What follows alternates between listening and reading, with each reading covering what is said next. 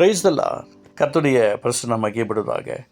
பரிசுத்த மத்தேயு சுவிசேஷ புத்தகம் 9ஆம் அதிகாரம் 37-38 வசனம். தம்முடைய சீஷர்களை நோக்கி, அறுப்பு மிகுதி, வேலையாட்களோ கொஞ்சம்.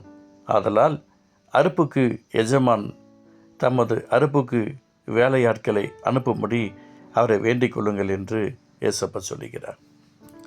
அழகாய் சொல்லப்பட்டிருக்கிற ஒரு வார்த்தை. இன்று சபைக்கு வருகிறவர்கள் எல்லோரும் ரட்சிக்கப்பட்டவர்கள் வருகிறார்கள், ரட்சிக்கப்பட்டவர்கள் வருகிறார்கள், பரிசுத்தவான்களும் வருகிறார்கள், பரிசுத்தவான்களாக அப்படி அழைக்கப்படுகளும் வருகிறார்கள். இயேசுவின் நாமத்தை உங்களுக்கு நான் சொல்லிக்கிறேன். இந்த அன்பு தெய்வத்துடைய அழகான ஒரு ஆசீர்வாதத்தை கர்த்தர் நமக்கு கொடுக்கணும் அப்படின்னு சொன்னால் நம்ம செய்ய வேண்டியது ஒரு மிக முக்கியமான ஒரு விஷயம். அறுப்பு மிகுதி, வேலையாட்களோ கொஞ்சம். பல இடங்களில் இன்றைக்கி ஆத்துமாக்கள் நிறைவாக தான் இருக்கிறார்கள், சபைகளையும் ஆத்துமாக்கள் இருக்கிறார்கள். ஆனால் ஊழியம் செய்கிறவர்கள் தான் ரொம்ப கம்மி.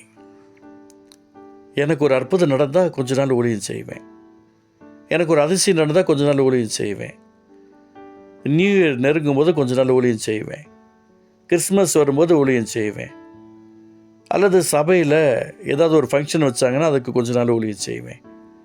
அதுக்கப்புறம் யாராவது ஒரு பெரிய ஊழியர் வராங்க, பெரியவருக்கு செய்ய மாட்டாங்க. யாராவது புது ஊழியர் வராங்க, பெரியவருக்கு செய்ய மாட்டாங்க. யாராவது பிரசித்தி பெற்ற ஒருத்தர் வருவாங்க, அவங்களுக்கு ஊழியம் செய்வாங்க. இது மாதிரி இந்த ஊழியர் வராரு, இயேசப்பா அற்புதம் செய்வார். இந்த மாதிரி இந்த ஊழியர் வராரு, இயேசப்பா அதிசயம் செய்வார். இந்த ஊழியர் ஏங்க எனக்கு பிரியமானவர்கள், உங்களுக்கு நான் சொல்கிறேன், இயேசுவின் நாமத்தினால கர்த்தரை நம்புங்க. ஒவ்வொரு வாரமும் ஊழியத்துக்கு போங்க. 4 பேர் ஆண்டவருடைய நாமத்தை மகிமைப்படுத்தும்படியா நீங்கள் சொல்லுங்கள். இன்றைக்கி யார்ட்டையாவது வார்த்தையை சொல்லி சர்ச்சைக்கு வாங்கன்னு சொல்லி பேசுங்க. ஆண்டவர் சொல்கிற அந்த இடத்துல அறுப்புக்கு எஜமான் தமது அறுப்புக்கு வேலையாட்களை அனுப்பும்படி அவரை வேண்டிக் கொள்ளுங்கன்னு சொல்கிறார். இன்றைக்கி அசிஸ்டண்ட் ஊழியக்காரர்களுக்காக, பாஸ்டர்ஸ்க்காக நம்ம மன்றாடணும். நம்ம நடத்துறதுக்கு ஒரு ஆள் வேணும், நம்ம ஊருக்கு ஒரு ஆட்கள் வேணும். பத்தாது, நம்ம ஊரில் 200 பேர் இருக்கிறாங்க, 200 பேருக்கு இது பத்தாது, இன்னும் எங்களுக்கு ஊழியர்களை கொடுங்கன்றவரும் கேட்கணும். நம்ம சரௌண்டிங்கில் 5000 பேர் இருக்காங்களே, பத்தாது, கர்த்தர் கிருபை செய்கிறாங்கன்னு சொல்லி கேட்கணும். நமக்கு வேண்டிய இன்னும் நிறைய ஊழியர்கள் வேணும் ஆண்டவரே, எங்களுக்கு அற்புதம் செய்வீராக என்று சொல்லி நம்ம மன்றாடி கேட்கணும். நம்ம பட்டணத்தில் எத்தனை பேர் இருக்கிறாங்க, அப்போ அவங்கெல்லாம் ஆண்டோடைய அன்புக்குள்ளே வரணும் அப்படின்னு சொல்லி நம்ம என்ன செய்யணும்?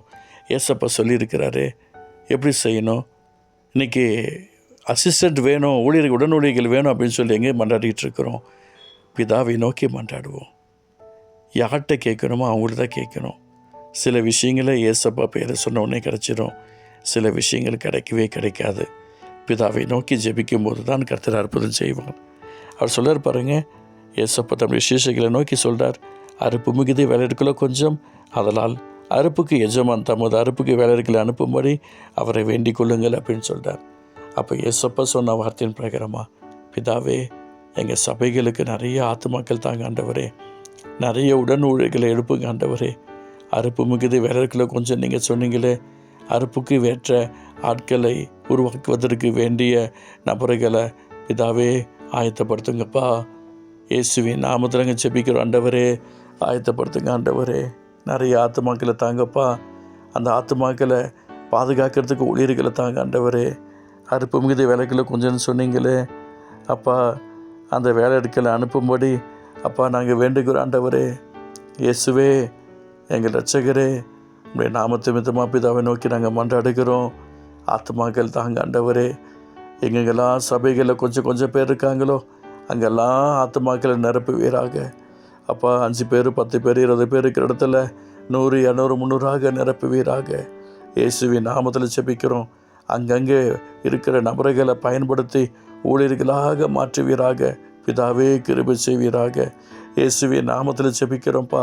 எங்கெங்கெல்லாம் சபையில் கொஞ்சம் பேர் தான் இருக்கிறாங்களோ அங்கே நிறைய ஸ்பான்சர்ஸை தந்து ஆத்துமாக்களை தருவீராக அப்பா. உடனுறவுகளை ஏற்படுத்துவீராக அப்பா. நீர் கிருபை செய்யுங்க ஆண்டவரே.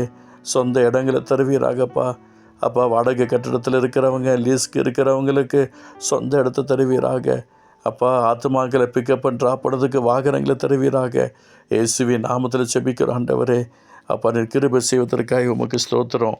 இயேசுவின் நாமத்தினால அப்பா நீர் அற்புதம் செய்வதற்காக ஸ்தோத்திரம். இயேசு நல்ல பிதாவே. ஆமென், ஆமென்.